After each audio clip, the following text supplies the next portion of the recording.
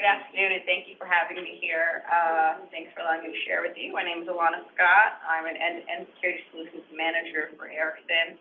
I do live here locally, and when I'm not working, I like to work out, read books, and volunteer my time. One of my favorite organizations is Blacks in Cybersecurity, where I help introduce young people to cybersecurity.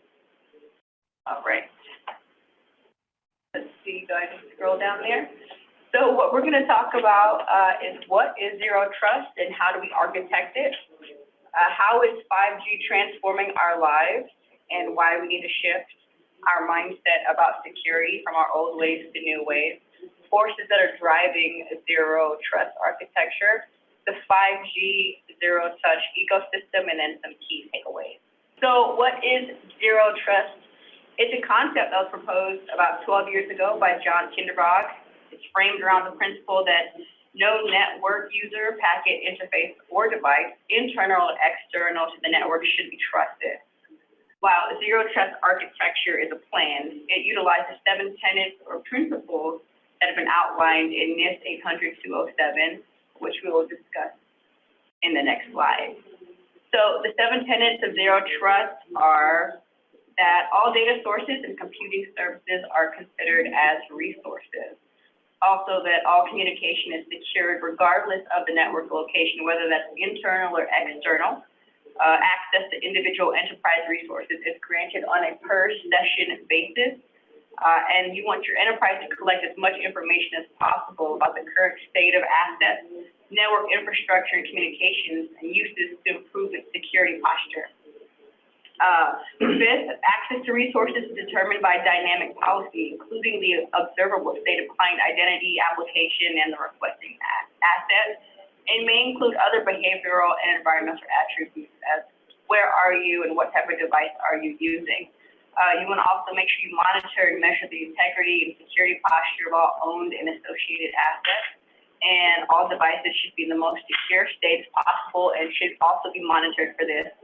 And all resource authentication and authorization are dynamic and strictly enforced before any access is allowed.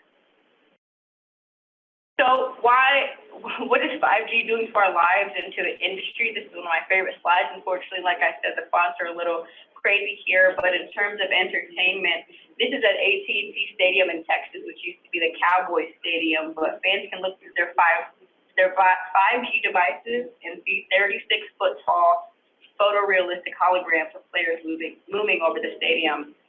Then it comes to marketing, as you see this huge QR code in the sky in Shanghai, which was created by 1,500 5G connected drones.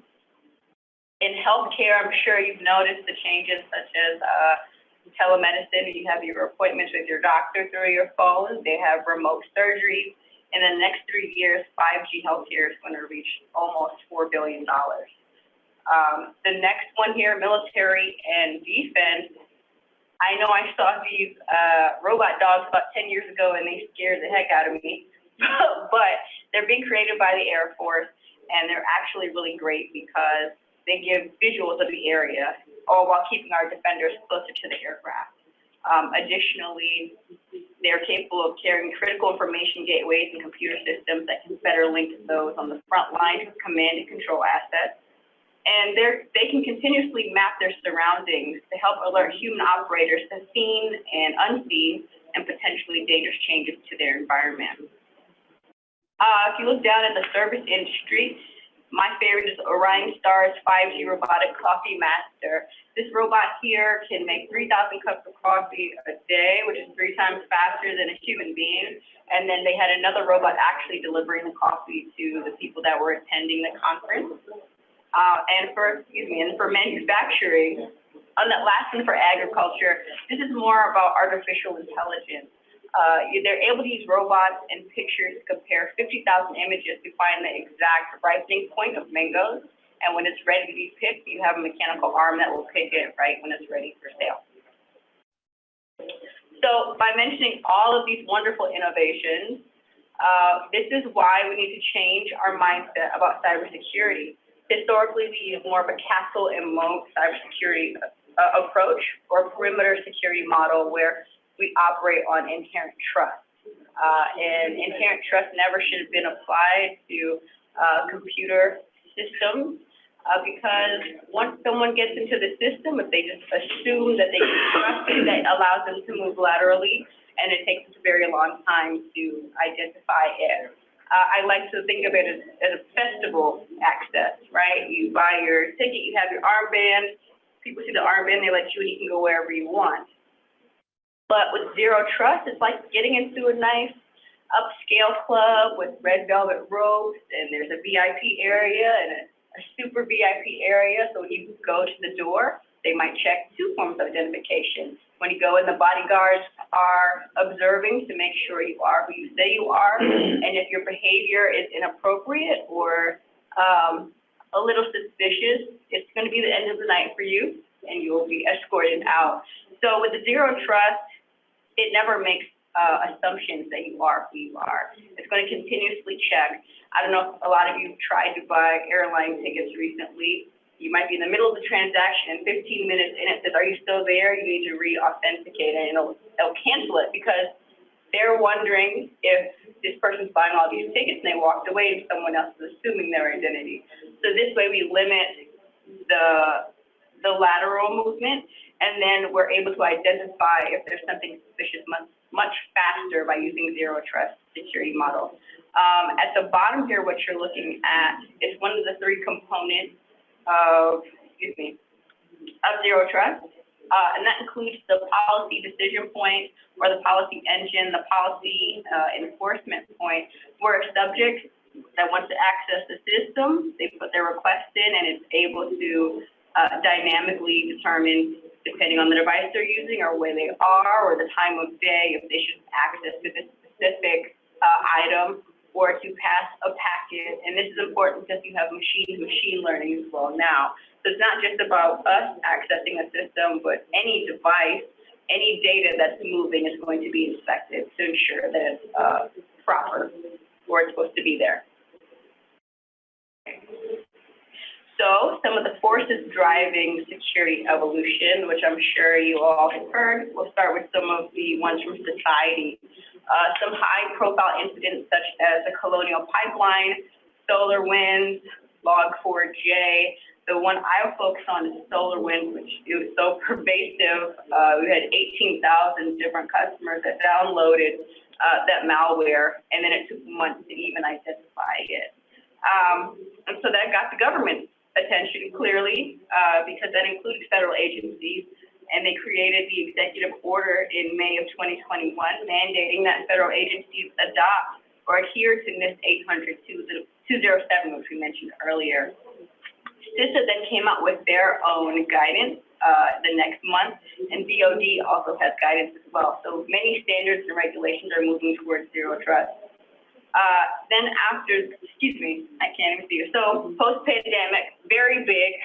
Prior to COVID, 30% of workers were working from home. Now it's 70%. Thankfully, I'm part of that number. And that means the perimeter is gone, right? You walk into the office, you badge in, you have access to everything. But now because we can work from anywhere, we need to make sure people are who they say that they are, packets are what they are. From a technological standpoint, there's codification. Our applications are no longer in the building. They're everywhere. You have software as a service, infrastructure as a service, which increases our attack surface exponentially, as well as by having new devices that aren't inherently secure, such as our cell phone. You have toys that are connected to the internet. You have applications in your home that just come with very basic security. But with all of these new threats and vulnerabilities, we also have new technology like artificial intelligence, which allows us to use machine learning to better detect threats and breaches.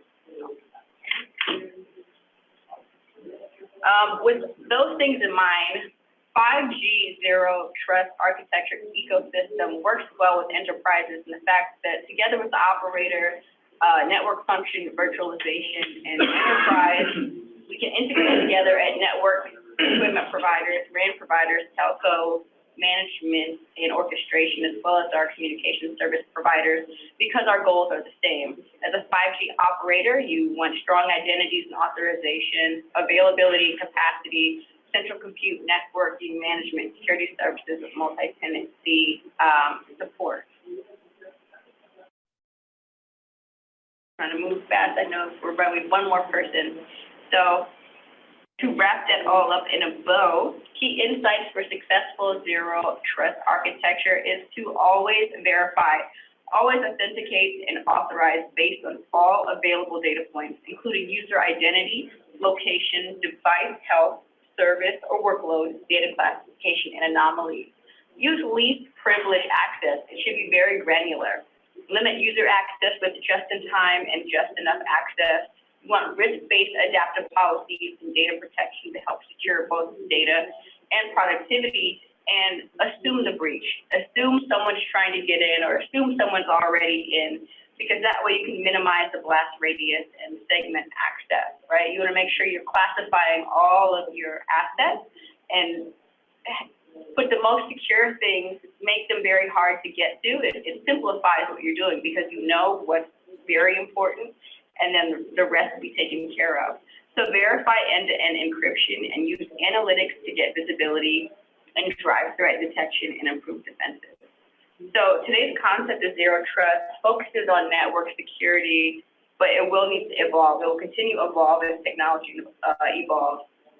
The ability to implement a zero trust architecture will also depend on additional technologies, prioritizations, and processes, and definitely education for the members of your community, of your organization. But that is it for me, unless there are any questions.